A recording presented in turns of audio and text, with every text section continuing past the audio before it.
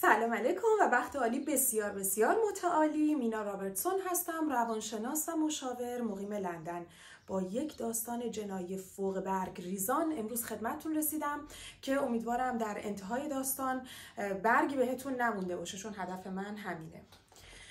بچه‌ها، در ژانویه سال 2009 در لندن یک مرد جوان هندی الاصل به اسم لاکی چیما به همراه نامزد جوانش گورجیت با عجله به بیمارستان رسونده میشن با علائم مسمومیت شدید. در نهایت یک زن میان سال متأهل به اسم لاکویر به عنوان متهم ردیف اول شناخته میشه. حالا داستان از چه قراره؟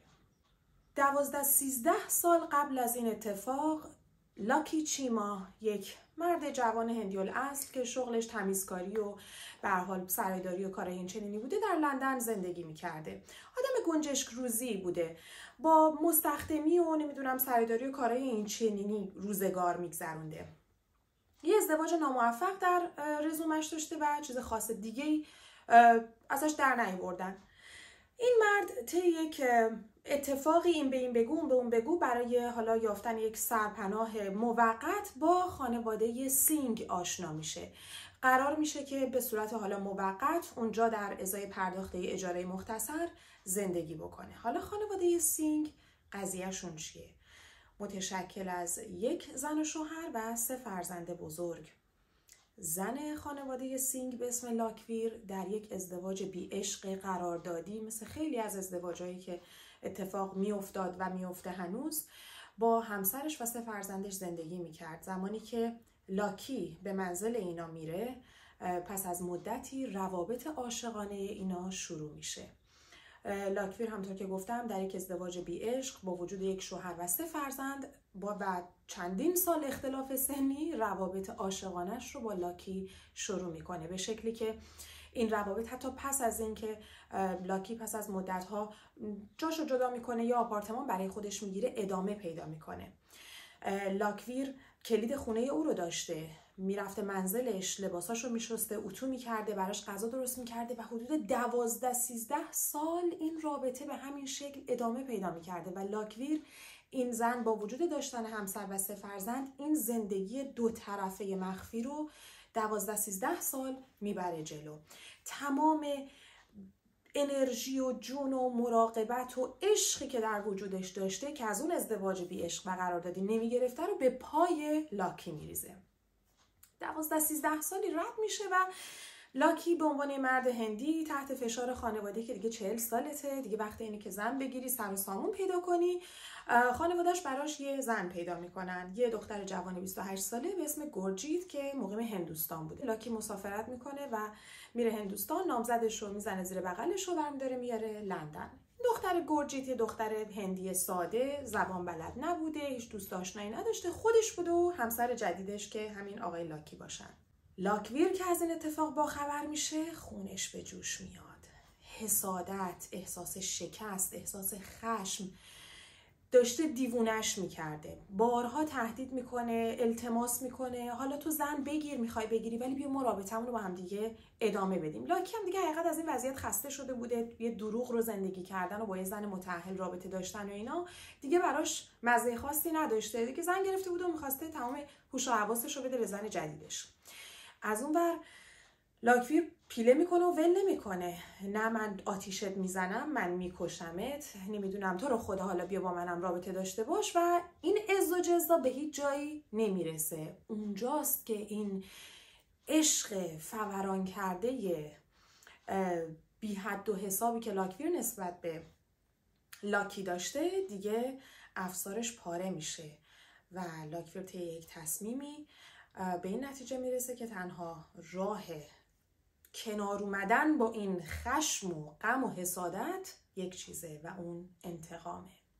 کار به جایی میرسه که لاکویر که از حسادت دائم داشته لاکی و گورجیت رو میپاییده، یه سری دنبالشون میکنه، دائم بالاخره کلید خونه هم داشته، میره تو میاد بیرون، زمانی که اینا حضور ندارن از پشت پنجره اینجوری اینا رو میپاد. یه بار از پشت پنجره نگاه میکنه ببینه که لاکی و گورجیت کنار هم مثلا رو تخت دراز کشیدن، خودش رو میزنه و تهدید میکنه یه بار دیگه کنار این زن بخوابی من خونتون آتیش میزنم. یه دیوونه بازیای این چنینی.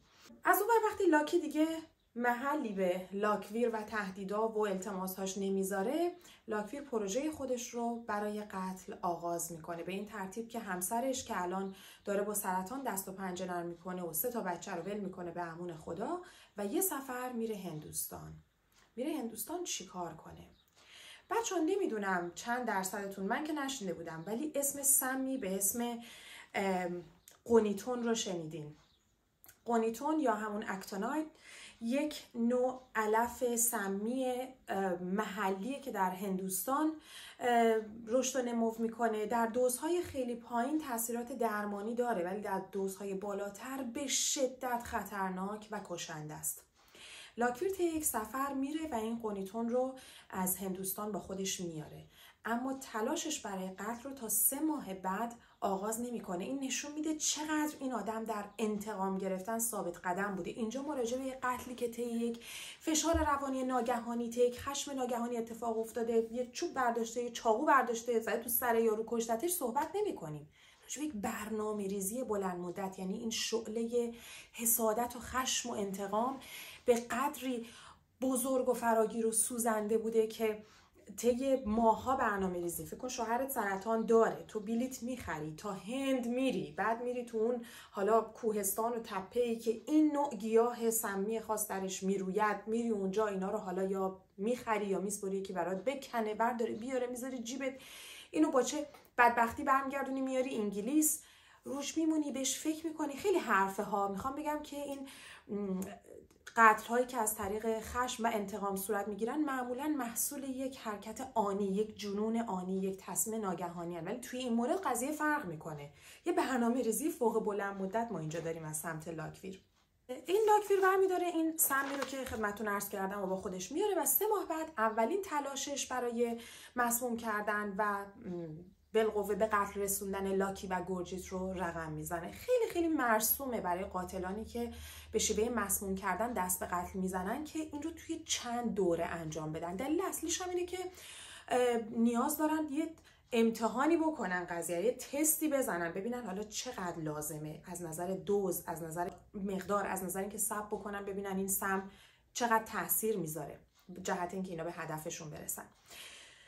همونطور که گفتم لاکویر کماکان کلید منزل لاکی رو داشته. مطمئنا لاکی خیلی سعی کرده بوده که حالا تهدیدش کنه، کلید رو ازش پس بگیره یا حتی قفل رو عوض کنه، ولی لاکویر این وسط با تهدید و ایجاد رعب و وحشت و این ور اون ور تونسته بوده مانع بشه و کماکان دسترسی داشته به اینکه ورود بکنه به منزل اینا.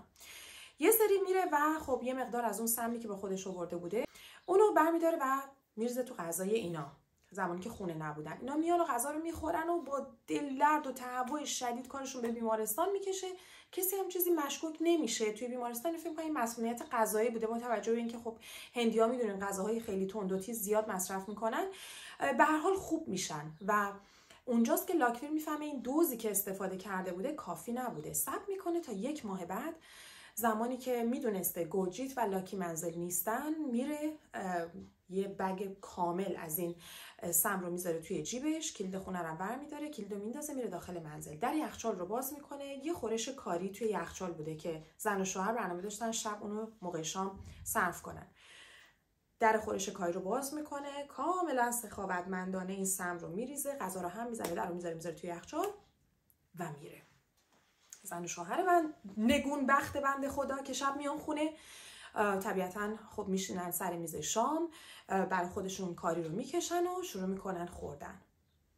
2 ساعت میگذره و لاکی احساس میکنه که تمام دهن و لب و صورتش شروع شده لمس شدن، یعنی هیچ حسی نداره، یه حالت گزگز بی‌حسی عصبی توی صورتش احساس میکنه. بلافاصله بعد از اون دلدردهای شدید، استفراغ‌های پشت سر هم و متوجه میشن که بله هر دوشون دوباره مسموم شدن. لاکی با همون نیمه جونی که داشته زنگ میزنه به خواهرش و بلافاصله به آمبولانس که بیان و اینا رو ببرن بیمارستان. زمانی که اینا رو به بیمارستان میرسوندن، حال این دوتا بسیار بسیار بد بوده. پشت سر هم استفراغ میکردن، تعریق شدید، تپش قلب بسیار بالا و نامنظم، بیناییش رو لاکی داشته از دست میداده، احساس بی‌حسی شدیدی در صورتش داشته و تمام ارگانهاش از داخل داشتن از کار میافتادن. کلیه، قلب، ریه، کبد، همه دونه دونه از درون داشتن مچاله میشدن و کارکرد خودشون رو از دست میدادن. زمانی که پزشکان این علائم رو میبینن متوجه میشن که قطعاً یک نوعی از مسمومیت در کاره، ولی چطور این مسمومیت اتفاق افتاده و توسط چه سمی هنوز برای اینا جای سواله. در این فاصله که این دوتا رو بستری میکنن، لاکی 2 ساعت بعد از دنیا میره و گورجیت با علائم بسیار بسیار وحشتناک با مرگ دست و پنجه نرم میکنه و فاصله او از مرگ تا زندگی تنها شاید یک نخ یا به یه مویی بسته است. در واقع لاکی کشته میشه توسط مسمومیتی که براش اتفاق افتاده بوده. ولی اینجا بچه‌ها فرقی که قتل با مسمومیت داره اینه که وقتی پلیس میره به صحنه جرم، دیگه خونی و چاقویی و اسلحه‌ای و چکش و داسی و تفنگی در کار نیست. در نتیجه بسیار بسیار سخته که ما اونجا درجا بفهمیم که دلیل مرگ چی بوده. اونجا در اون بره هنوز کادر پزشکی مشکوک به مسمومیت هستن، ولی خب از چند و چونش هیچ اطلاعی ندارن. اتفاقی که میفته، کادر درمان سریعا پزشک قانونی رو وارد عمل میکنه، آزمایش خون میگیرن، از معده نمونه برداری میکنن تا ببینن که چه چیزی در واقع مصرف شده. پس از مرگ مشکوک لاکی، پلیس به منزل میره و تنها چیزی که پیدا میکنه باقی مونده اون خورش کاریه که اینا سر میز داشتن میخوردن. خب طبیعتاً اونا وقتی این اتفاق براشون میفته دیگه میز و اینا رو جمع نکرده بودن، حالشون سر میز بد شده بوده.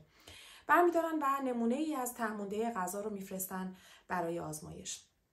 از طرفی گورجیت که با حال خیلی بد بین مرگ و زندگی دست و پا میزده و درگیر بوده، عنوان میکنه که لاکی زمانی که اولین علائم مسمومیت رو از خودش بروز میده به شدت از لمس شدن و بی‌حس شدن صورت و دهانش گلایه میکرده. اونجا با مشورت با مرکز سمشناسی ملی پزشکان متوجه میشن که تعداد کمی از سمها، یعنی انواع کمی از سمها هستن که چنین کارکردی روی بدن دارن و اوگونیتون یا اکتینایت یکی از اوناست.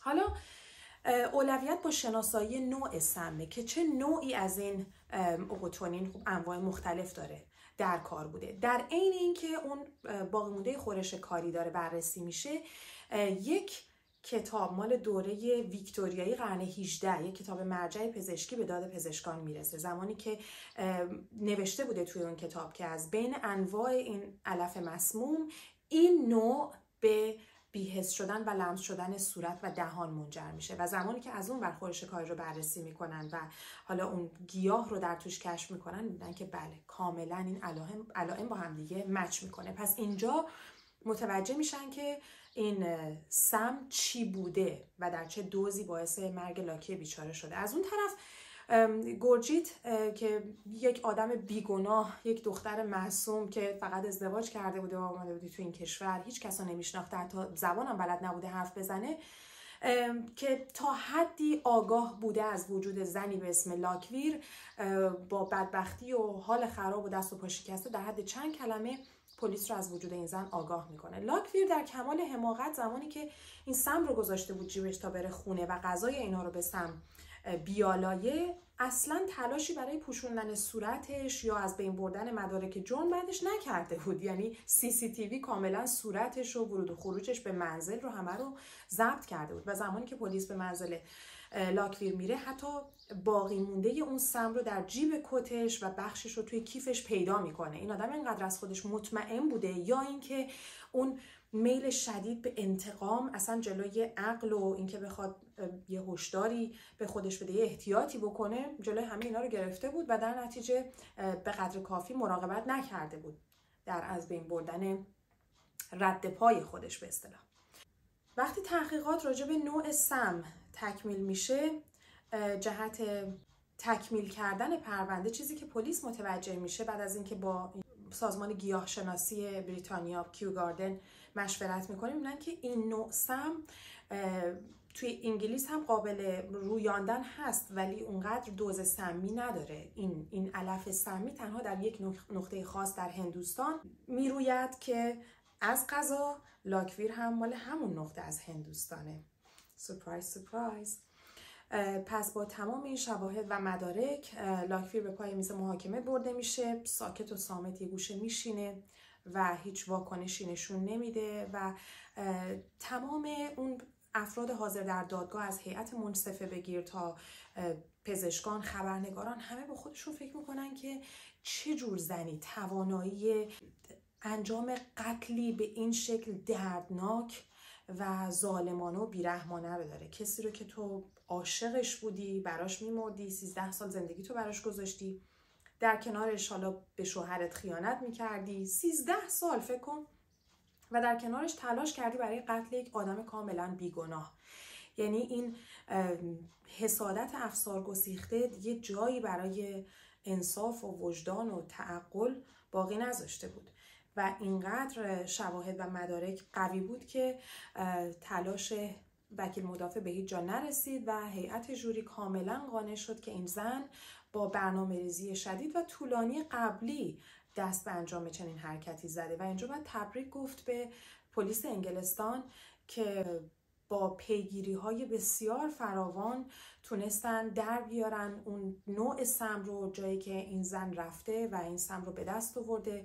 از تلاش بیش از حد پزشکان هم باید خیلی تقدیر به عمل آورد که این قضیه رو همینطوری از روش رد نشدن، به خاطر اینکه این سم خیلی متداولی، نمیدونم سیانو رو، نمیدونم استون، این چیزایی که تو دست همه باشه نبود. یه سم بسیار ناشناخته بود که در اصلا این کشور هم پیدا نمیشه به اون شکل و خب خیلی تحقیق و مطالعه انجام گرفت تا اینا بتونن تحتوی این قتل رو در بیارن و تا حدی عدالت رو برای لاکی جوانمرگ بیچاره و گرجیت بیگناه که مجبور تا آخر عمر با صدمات درونی ناشی از این مسمومیت زندگی بکنه تا حدی اجرا کنن، چرا که لاکویر به حبس ابد بدون شانس آزادی محکوم میشه و این اتفاق بسیار نادری در سیستم قضایی انگلستان محسوب میشه.